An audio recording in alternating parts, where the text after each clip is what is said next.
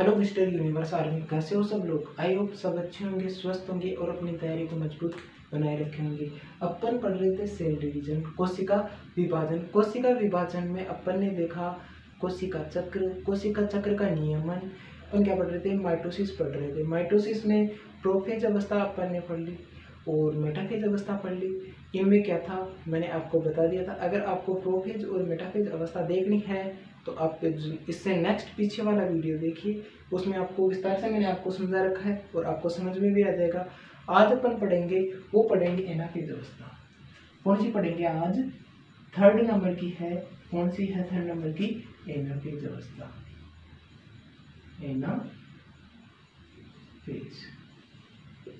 Anaphase में क्या होगा? देखो, मेटाफेज में क्या हो रहे थे, जो गुणसूत्र है वो संघनित होकर किस पे, मेटाफेज पट्टी पर एकत्रित हो रहे थे। और सर्वाधिक गुणसूत्रों का आकारिकी अध्ययन कहाँ पे किया जाता है? मेटाफेज अवस्था में। ये मैंने आपको क्वेश्चन बताया था कि आकारिकी का अध्ययन मेटाफेज में किया जाता है। कोल्चिसिन जो रसायन होता है ओनियन से प्राप्त होता है, उसका सर्वाधिक उपयोग कौन सी अवस्था में होता है? मेटाफेज अवस्था में होता है। तो मैंने इतना बता दिया था। एनाफेज क्या है? एनाफेज समझने के लिए आपको यह समझना होगा ये क्या है, सबसे छोटी अवस्था है। क्वेश्चन यही बन जाता है, सबसे छोटी अवस्था है। कौन सी? एनाफेज अवस्था सबसे छोटी अवस्था है। इसमें होता क्या है, इसमें क्या होता है वो देखें। जो अपने पास में सेंट्रोमियर जो क्रोमोसोम थे, अपने पास में क्या था, ये अपने पास में क्या था, एक क्रोमोसोम था यानी गुणसूत्र था। ये क्या था? गुणसूत्र था एक।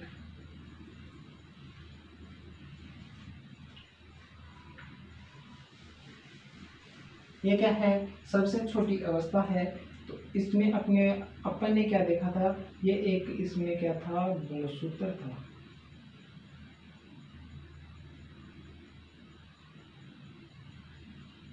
कुछ इस टाइप से गुणसूत्र था। और यहाँ पे कौन सी वलय थी? काइनेटिकोर वलय। ये कौन सी वलय है?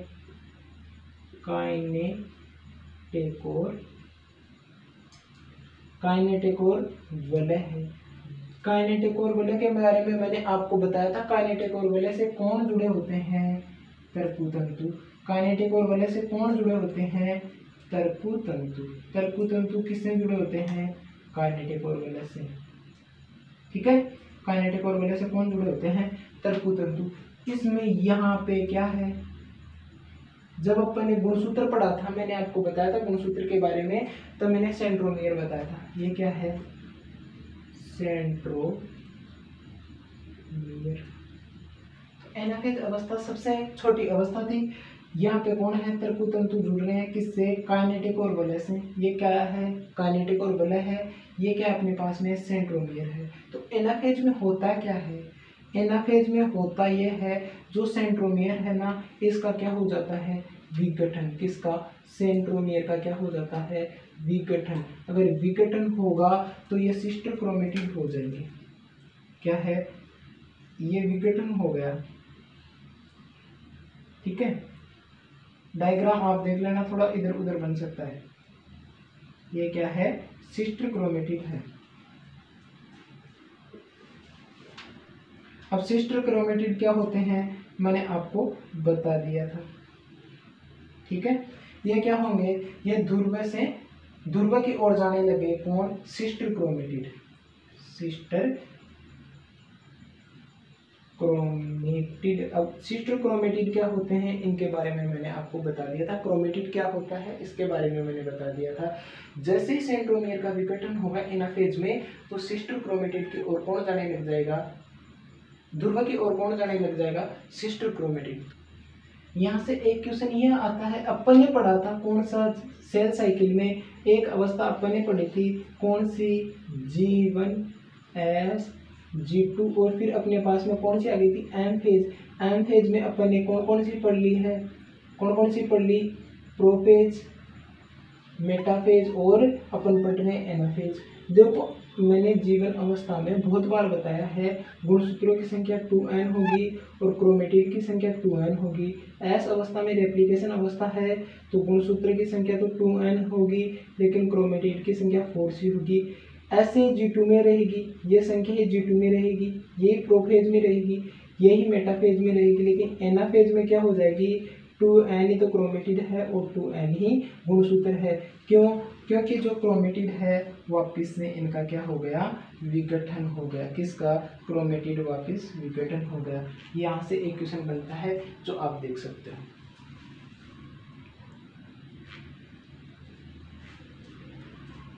आई होप इतना आपको समझ में आ गया होगा।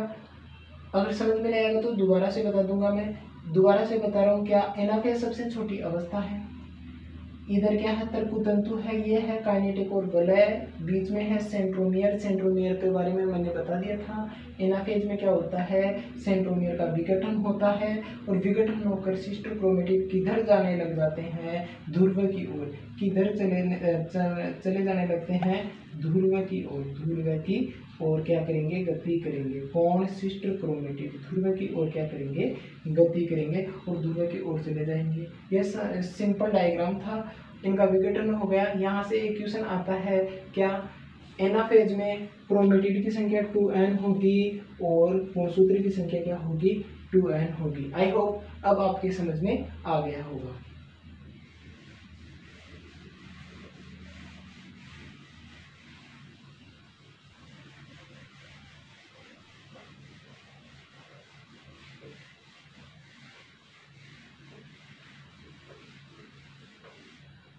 एनाफेज सबसे छोटी अवस्था थी।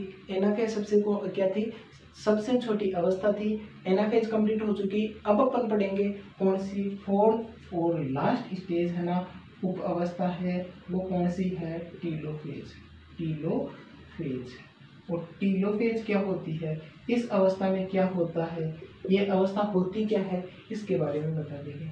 टीलोफेज को पढ़ने से पहले आपको यह ध्यान रखना, ये किसकी अवस्था है, प्रोफेज की है ना, विपरीत अवस्था है। बिल्कुल क्या है, विपरीत अवस्था है।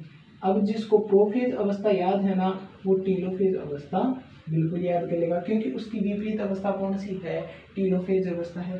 प्रोफेज में गुणसूत्रों का संगठन हो रहा था, लेकिन इसमें गुणसूत्र क्या होंगे, गुणसूत्र क्या होंगे, असंगनित। असंगनित, वहां पे गुणसूत्र क्या हो रहे थे, संगनित हो रहे थे। उसमें क्या हो रहा था, endoplasmic reticulum, endoplasmic reticulum, Golgi body, Golgi body, Golgi body, Golgi body और केंद्रक झिल्ली, केंद्रक झिल्ली क्या हो रहे थे, वहां पे लुप्त हो रहे थे। और यहाँ पे क्या हो जाएंगे, इनका पुनः निर्माण हो जाएगा, पुनः निर्माण हो जाएगा। किसमें, टीलोफेज अवस्था में। प्रोफेज की विपरीत अवस्था है। टीलोफेज अवस्था में गुणसूत्र असंगठित हो जाएंगे और जो तारकाई है वो किधर जाने लग जाएंगे, ध्रुव की ओर जाने लग जाएंगे। एंडोप्लाज्मिक रेटिकुलम, गोल्जी बॉडी और केंद्रक झिल्ली, पुनः इनका क्या हो जाएगा, निर्माण हो जाएगा। तो ये क्या है, प्रोफेज की बिल्कुल विपरीत अवस्था है।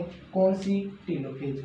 मैंने आपको बताया माइटोसिस के बारे में, मैंने आपको पूरा बता दिया है, इसकी उप अवस्थाओं के बारे में बता दिया। अब इसके रह गए हैं महत्व, महत्व भी बता दूंगा और कहाँ की यूज होती है एप्लीकेशन, ये भी मैं बता दूंगा। किसका, माइटोसिस का, यानी समसूत्री कोशिका विभाजन। इतना आपको समझ में आ गया होगा। अगर अभी तक आपको समझ में नहीं आया ना, तो आप वीडियो को बैक कीजिए और जो 1-to-1 क्लास है वो देखते रहिए, आपको बिल्कुल समझ में आएगा।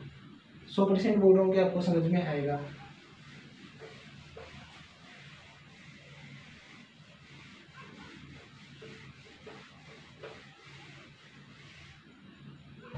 हाँ, इतना तो आपको समझ में आ गया होगा। अब अपन देखें, एक अपन ने पढ़ा था किससे, माइटोसिस से पहले क्या पढ़ा था, कैरियोकाइनेसिस और साइटोकाइनेसिस। कैरियोकाइनेसिस क्या होता है, केंद्रक का विभाजन। केंद्रक का विभाजन अपन ने कर लिया, कितनी अवस्थाओं में, 4 उप अवस्थाओं में कर लिया। कौन सी, प्रोफेज, मेटाफेज, एनाफेज और टीलोफेज, जो कि मैंने आपको चारों अवस्थाएं बता चुका हूं मैं। और जो केंद्र का विभाजन हो गया, अब बचा अपने पास में साइटोकाइनेसिस, यानी कोशिका द्रव्य का विभाजन। कोशिका द्रव्य का विभाजन होते ही कोशिका क्या हो जाएगी, एक कोशिका से 2 कोशिका बन जाएगी, यानी समसूत्री कोशिका विभाजन हो जाएगा। तो अब अपन पढ़ेंगे क्या, अपन पढ़ेंगे साइटोकाइनेसिस। साइटोकाइनेसिस। साइटोकाइनेसिस को अपन बोलते हैं कोशिका द्रव्य विभाजन। क्या बोलते हैं? कोशिका द्रव्य विभाजन। कोशिका द्रव्य विभाजन किसको बोलते हैं? साइटोकाइनेसिस को। ये कोशिका द्रव्य विभाजन भी एनिमल में अलग टाइप से होगा और प्लांट में अलग टाइप से होगा। एनिमल का मतलब जंतुओं में, एनिमल में अलग टाइप से होगा और प्लांट में अलग टाइप से होगा। जंतुओं में किस टाइप से होगा? यह हो सकता है विदलन के तौर पर होगा। क्या होगा? विदलन। कोशिका झिल्ली का जो कोशिका अपने पास में कोशिका द्रव्य किस प्रकार से डिवाइड होगा? विदलन या फिर खांच विधि के द्वारा। खांच विधि के द्वारा। Cleavage method. कौन सा? Cleavage method. क्लीवेज मेथड के द्वारा क्या हो जाएगा? एनिमल में तो कोशिका द्रव्य का विभाजन हो जाएगा, लेकिन प्लांट में कैसे होगा? कोशिका पट्टी निर्माण से। कोशिका क्या बनेगी? पट्टी निर्माण से क्या होगा? प्लांट में कोशिका द्रव्य का विभाजन होगा, मतलब साइटोकाइनेसिस होगा। या फिर किसके द्वारा? इंग्लिश में बोले तो सेल प्लेट के द्वारा कोशिका द्रव्य का विभाजन होगा। किस टाइप से होगा वो मैं अभी बता रहा हूँ। अब देखेंगे क्या एनिमल में।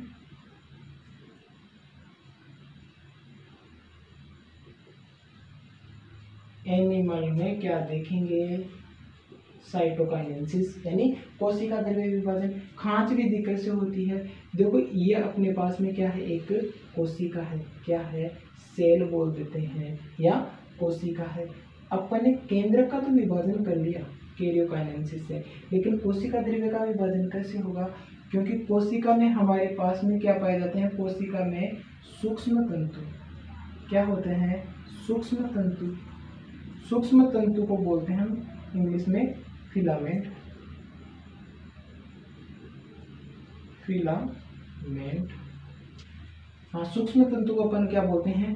फिलामेंट। तो फिलामेंट या सूक्ष्म तंतु क्या होंगे? एकत्रित होंगे और ये क्या करेंगे? संकुचन। फिलामेंट क्या करेंगे?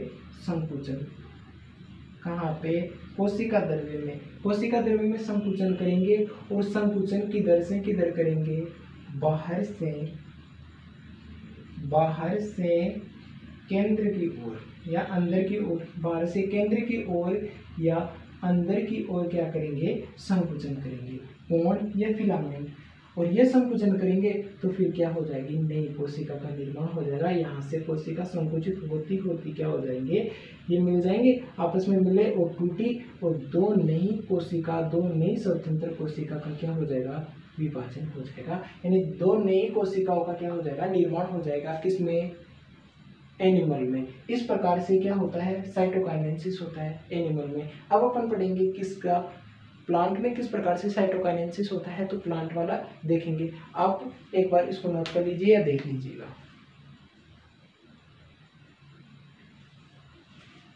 हाँ, आपको समझ में आ गया होगा और आपने बिल्कुल अच्छे से समझ लिया होगा। तो अब अपन पढ़ेंगे प्लांट में साइटोकाइनेसिस, यानी पादपों में कोशिका द्रव्य का विभाजन किस टाइप से होगा। केंद्रक का तो विभाजन अपन ने कर लिया, लेकिन कोशिका द्रव्य का विभाजन कैसे होगा वो देखें। किन में? पादपों में। पादपों में साइटोकाइनेसिस के बारे में अपन पढ़ेंगे। या पादप को ही इंग्लिश में क्या बोलते हैं? प्लांट बोलते हैं। देखो कैसे होगा ये देखते हैं। इनमें हो कैसे रहा है?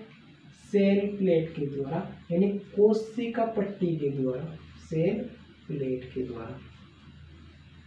अब देखो अपने पास में ये कोई पादप सेल है। क्या है? कोई पादप सेल है। आपको पता है पादप सेल में क्या पाई जाती है? कोशिका भित्ति पाई जाती है। पादप कोशिका में क्या पाई जाती है? कोशिका भित्ति। तो ये क्या है? अपने पास में पूरी जो है ये दर्शा रखा हूं मैं, ये क्या है? सेल वॉल यानी कोशिका भित्ति। ये क्या है? Cell wall. ये क्या है? सेल वॉल यानी कोशिका भित्ति है। तो इसमें क्या होगा? दो केंद्रक तो बन जाएंगे इसमें। इस कोशिका में दो केंद्रक तो बन गए, लेकिन अंदर क्या होगा, एक कोशिका पट्टी का निर्माण होगा। इस प्रकार से कोशिका पट्टी का निर्माण होगा और वो क्या करेगी, दोनों केंद्रकों का विभाजन कर देगी, दोनों केंद्रकों का विभाजन कर देगी और दो नई कोशिका बन जाएगी। किसके द्वारा, समसूत्री कोशिका विभाजन के द्वारा। अब देखो क्यूसल कैसे बनता है यहाँ से वो देखेंगे। देखो सेल में क्या होते हैं, तर्कुतंतु, क्या होंगे, तर्कुतंतु प्लस अपने पास में एंडोप्लाज्मिक रेटिकुलम और अपने पास में क्या है, plus Golgi body, Golgi body.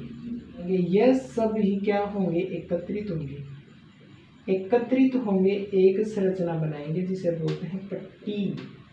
एक क्या बनाएंगे, संरचना बनाएंगे और इसको बोलते हैं अपन क्या,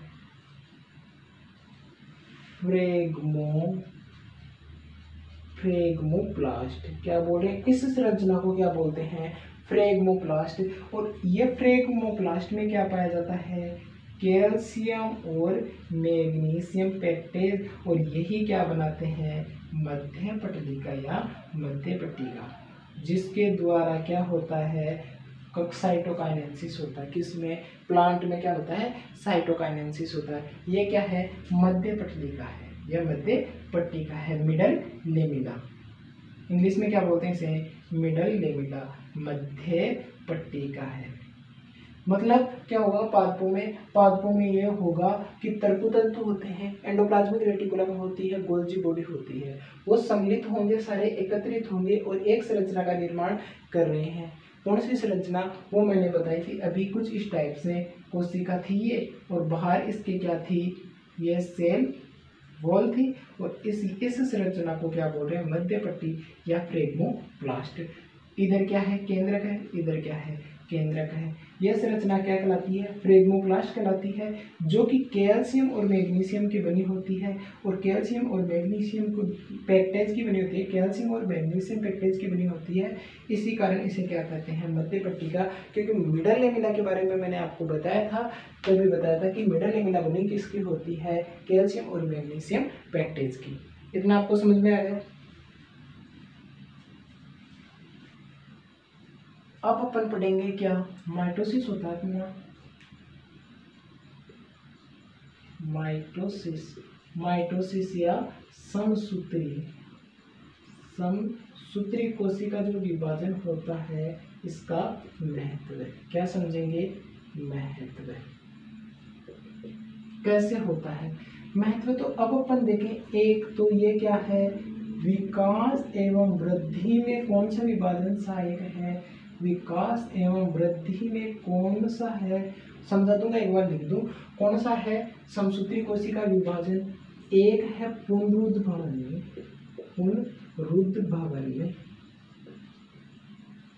पुनरुद्भवन में भी कौन सा आता है, समसूत्री कोशिका विभाजन होता है। और एक अपने पास में क्या होता है, वो होता है क्या होता है, वो होता है न्यूक्लियोसाइटोप्लाज्मिक अनुपात, न्यूक्लियोसाइटोप्लाज्मिक अनुपात। देखो, विकास एवं वृद्धि, भ्रूण का जो एम्ब्रियो होता है अपने पास में, भ्रूण का निर्माण या भ्रूण का विकास भी कहाँ से होता है या कौन सी विभाजन से होता है, समसूत्री कोशिका विभाजन के द्वारा होता है। देखो अपन देख रहे हैं महत्व किसके, समसूत्री कोशिका विभाजन के। तो ये किसमें सहायक है, विकास और वृद्धि में, शरीर की ग्रोथ करेगा। जैसे एक एम्ब्रियो होता है, मैंने बताया आपको, जो जनन कोशिका होती है उनमें समसूत्री कोशिका विभाजन बनता है।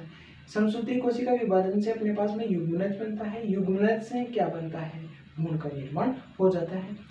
जैसे ही भ्रूण का निर्माण हुआ तो भ्रूण का निर्माण किस में चला गया, समसूत्री कोशिका विभाजन से भ्रूण का निर्माण हो रहा है। तो ये किसका महत्व है, समसूत्री कोशिका विभाजन का महत्व है। पुनरुद्भवन या शरीर की मरम्मत के लिए, जैसे अगर अपने शरीर का कोई भी पार्ट कट हो गया, घाव हो गया, तो क्या होगा, पुनरुद्भवन क्या होगा कि वह उस घाव को भर देगा। पुनरुद्भवन की क्रिया से क्या होगा, वह घाव भर जाएगा या शरीर की मरम्मत कर देगा, उस पार्ट की मरम्मत कर देगा।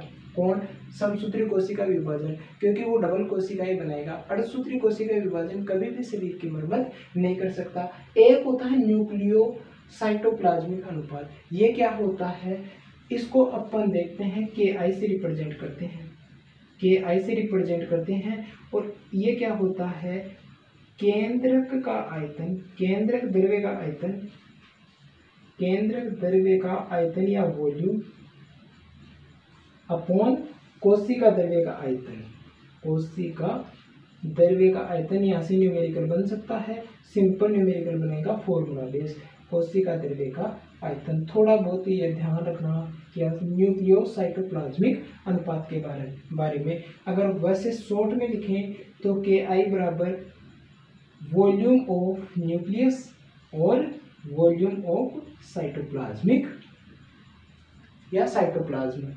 ठीक है, यहाँ तक कि आई का फॉर्मूला भी अपने पास में निकल चुका है। और ये भी किससे निकला, माइटोसिस, समसूत्री कोशिका विभाजन के महत्व से। आपको समसूत्री कोशिका विभाजन का महत्व समझ में आ गया होगा।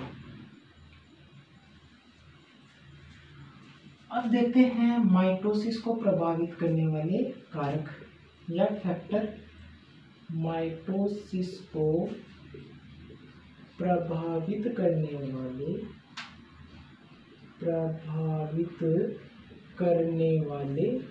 कारक कौन से हैं? माइटोसिस को प्रभावित करने वाले कारक कौन कौन से हैं? तो इनमें से सबसे इम्पोर्टेंट है वो है कोल्चिसिन रसायन। करने वाले कारक कौन से हैं? कोल्चिसिन रसायन या कोल्चिसिन, इसको इंग्लिश में तो इस टाइप से लिख देते हैं कोल्चिसिन। वही बात है बायोलॉजी में, हिंदी में लिखो या इंग्लिश में लिखो सेम बात पड़ती है। इंग्लिश में मैंने कोल्चिसिन ऐसे लिख दिया और हिंदी में कोल्चिसिन ऐसे लिख दिया। ठीक है, तो कोल्चिसिन क्या होगा, कोल्चिसिन किस अवस्था में क्या करेगा, ये एक तो ध्यान रखना, तर्कु जो तंतु होते हैं ना, तर्कु तंतु के बहुलीकरण को क्या करेगा, तर्कु तंतु के बहुलीकरण को क्या करेगा, रोक देगा। कौन? कोल्चिसिन रसायन। अगर उपचार दे दिया गया तो यह तर्कु तंतु के बहुलीकरण को रोक देगा। दूसरी बात, तर्कु तंतु के बहुलीकरण को तो रोका ही, फिर क्या होगा, इसमें कौन सी अवस्था में यह सर्वाधिक काम करेगा, ये करेगा मेटाफेज। यहाँ से भी कई बार क्वेश्चन बन जाता है। मेटाफेज अवस्था में क्या करेगा, ये इस कोल्चिसिन रसायन क्या करेगा, मेटासिन अवस्था में क्या करेगा, सर्वाधिक प्रभावित रहेगा। और एक और इम्पोर्टेंट क्वेश्चन बनता है और वो बनता है जो गुणसूत्र की संख्या है ना, गुणसूत्र की संख्या, इसका जैसे उपचार देंगे तो गुणसूत्र की संख्या क्या हो जाएगी, डबल हो जाएगी। और ये इसका उपयोग कहाँ पे हो रहा है, वो ध्यान रखना, बायोटेक्नोलॉजी में हो रहा है। अब देखते हैं क्या माइटोसिस के विशेष प्रकार। माइटोसिस के विशेष प्रकार, माइटोसिस के विशेष प्रकार। और विशेष प्रकार में देखें तो क्या, एक तो अपने पास में दो टाइप से होता है, क्या, फ्री न्यूक्लियर डिवीजन, फ्री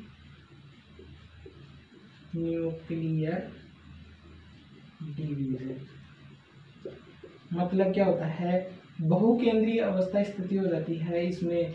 बहुकेंद्रीय अवस्था कैसे होती है, क्योंकि इसमें केंद्रक का तो विभाजन हो जाएगा, इस अवस्था में केंद्रक का तो विभाजन होगा, यानी कैरियोकाइनेसिस तो होगी, लेकिन साइटोकाइनेसिस, कोशिका द्रव्य का विभाजन नहीं होगा, साइटोकाइनेसिस नहीं होगा। किसमें? फ्री न्यूक्लियर डिवीजन में। और ये स्वतंत्र केंद्रक विभाजन कहाँ पे होगा, जो नारियल का पानी होता है, नारियल के पानी में कौन सा फ्री न्यूक्लियर क्या पाए जाते हैं, केंद्रक पाए जाते हैं, वहाँ पे क्या होगी, बहुकेंद्रीय अवस्था होगी, यानी वहाँ पे क्या होगा, स्वतंत्र केंद्रक विभाजन पाया जाएगा। यानी नारियल का जो पानी है वो किसका उदाहरण है, स्वतंत्र केंद्रक विभाजन का। एक टाइप अपने पास में है वो है एंडो डुप्लीकेशन अवस्था। एंडो डुप्लीकेशन में क्या होगा, एंडो डुप्लीकेशन की बात बता दूं मैं, तो एंडो डुप्लीकेशन में क्या होगा, देखो इसमें क्या होगा, इंटरफेज अवस्था तो होगी, इंटरफेज अवस्था तो होगी, लेकिन जो विभाजन की अवस्था है एम फेज नहीं पाई जाएगी। किसमें? एंडो डुप्लीकेशन में एम फेज नहीं पाई जाएगी, इंटरफेज अवस्था होगी। तो देखो क्या होगा, उदाहरण कहाँ पे है? अगर उदाहरण की बात करें वो है पॉलीटीन गुणसूत्र। पॉलीटीन गुणसूत्र में या क्रोमोसोम में गुणसूत्र में क्या पाया जाएगा? किसमें? पॉलीटीन गुणसूत्र में एंडो डुप्लीकेशन की अवस्था पाई जाएगी, जो कि एक माइटोसिस का ही टाइप है। और माइटोसिस का दूसरा टाइप है फ्री न्यूक्लियर डिवीजन, बहुकेंद्रीय अवस्था होती है, जिसमें केंद्रक का तो विभाजन होगा लेकिन जो कोशिका द्रव्य है उसका विभाजन नहीं होगा। और जो एंडो डुप्लीकेशन है इसमें क्या होगा, इंटरफेज अवस्था होगी लेकिन एम फेज नहीं होगी। तो वहाँ पे जो एग्जाम्पल है, एग्जाम्पल से क्वेश्चन आते हैं। पॉलीटीन जो गुणसूत्र है वो किसका? एंडो डुप्लीकेशन अवस्था का क्या है? एग्जाम्पल है। और जो नारियल पानी है वो क्या है? बहुकेंद्रीय अवस्था यानी फ्री न्यूक्लियर डिवीजन पाए जाते हैं उसमें। किसमें? नारियल के पानी में। आज के लिए इतना ही। आई होप आपको समझ में आया होगा। अगर आपको समझ में नहीं आ रहा तो बेझिझक आप कमेंट कर सकते हैं और ये भी बता सकते हैं कि कौन सा पार्ट या किस तरीके से आपको समझ में नहीं आ रहा, तो मैं अपने आप में इम्प्रूव कर पाऊँ और आगे से सुधार कर पाऊँ। तो आप बिल्कुल मुझे बताइए और वीडियो को ज़्यादा से ज़्यादा लोगों के पास शेयर कीजिए। अपने दोस्त है, मित्र है, सबके पास ज़्यादा से ज़्यादा शेयर कीजिए। ऐसे ही आप सपोर्ट बनाए रखिए। मिलते हैं जल्द ही नेक्स्ट वीडियो में। तब तक के लिए जय हिंद, जय भारत।